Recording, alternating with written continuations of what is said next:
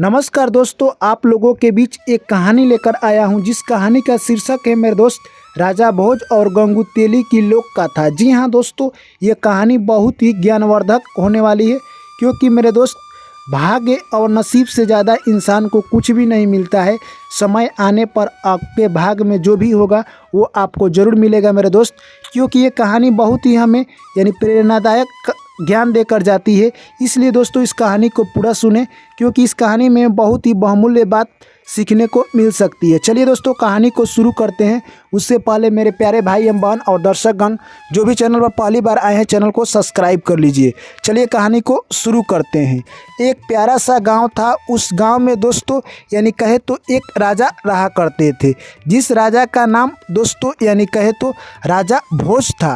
राजा भोज दोस्तों कहे तो उस गांव के इतना प्रिय राजा थे जिनका जिक्र दोस्तों हम अपने शब्दों में नहीं कर सकते हैं। उस गांव के जनता राजा को अपना भगवान मानती थी।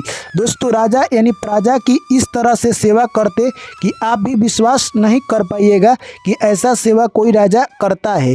दोस्तों राजा भेष बदल कर डेली अपने राज्य में जाते और सभी आम आदमी की कहे तो दोस्तों उनकी क्या मुसीबत है वो सब जानने का प्रयास करते।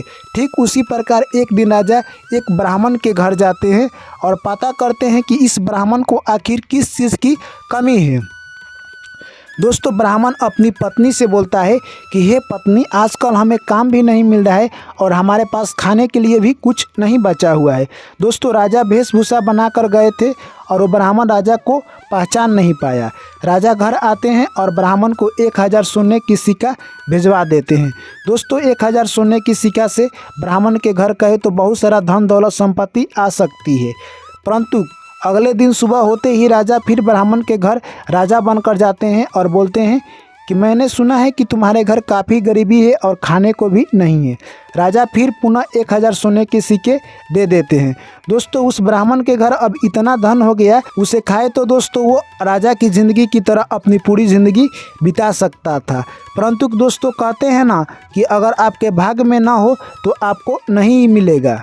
ऐसे ही दोस्तों धीरे धीरे समय बीतता गया। दोस्तों अगले दिन सुबह राजा शिकार करने के लिए जंगल में जाते हैं। एक बहुत तेज़ दौड़ने वाले घोड़े के साथ जाते हैं। दोस्तों घोड़ा इतना तेज़ दौड़ता है कि राजा को रास्ते में ही गिरा देता है और घोड़ा जंगल में चला जाता है। दोस्तों राजा घोड़ा पर से जैसे ही गिरते हैं उनको चोट लग जाता है और वो जंगल में गिरे पड़ते हैं। उनका चेला कहे तो दोस्तों राजा भोज की चेला गंगू तेली जो कि उनका मंत्री था, वो दूसरे राज दरबार में रहा करता था।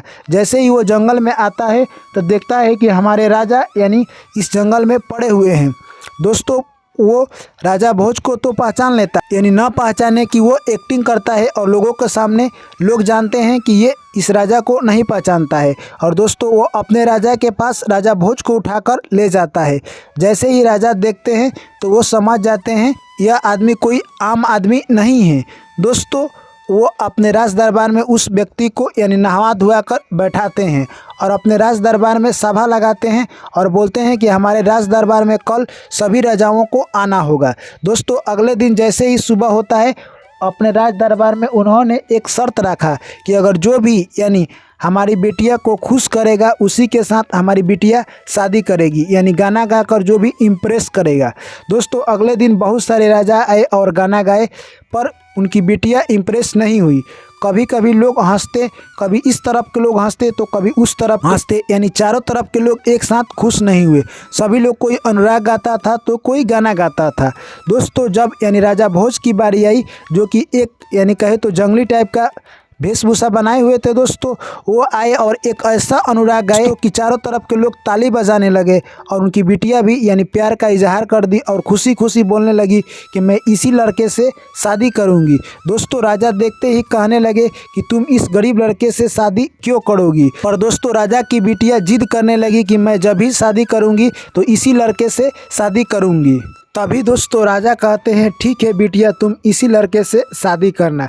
राजा के दरबार में 4 ऐसे व्यक्ति थे जो कि किसी के चेहरे देखकर वो किस कुल खानदान से बिलोंग करता है ये बता देते हैं। उसके मस्तिष्क देखकर ये बता देंगे कि वो मस्तिष्क में क्या सोच रहा है और उसके ज़ुबान पर जो बात आ रही है वो देखकर बता देंगे कि इसके पास कितना विवेक है और चलने की उसकी कला देखकर बता देंगे कि ये इंसान आगे चलकर क्या करेगा। दोस्तों राजा ने उन चारों व्यक्तियों को बुलाया और सबसे पहले पूछे इस लड़का का कुल खानदान क्या है। तो यानी वो विशेषज्ञ बताता है दोस्तों कि यह लड़का यानी कहे तो ये स्वयं राजा है और यही सिर्फ राजा भोज है। दोस्तों यह बात सुनते ही राजा प्रसन्न हो गए। दूसरे से पूछते हैं कि इनके बारे में बताइए कि ये कहाँ तक पढ़े लिखे हैं। दोस्तों दूसरा विशेषज्ञ बताता है कि इनकी जितनी व्याख्या की जाए उतनी कम है। इनकी पढ़ाई लिखाई महाराज छोड़िए, इनको तो इनका जनता पूजा करती है। दोस्तों तीसरे से पूछते हैं कि आप बताइए कि इनकी नियति क्या है।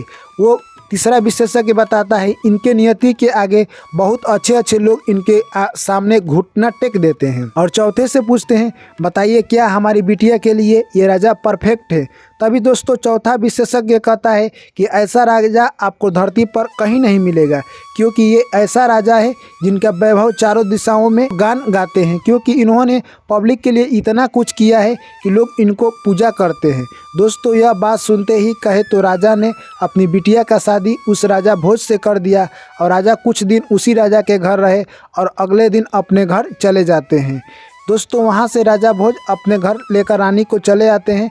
दोस्तों आपने एक लाइन तो सुनी होगी, कहाँ राजा भोज कहाँ गंगू तेली।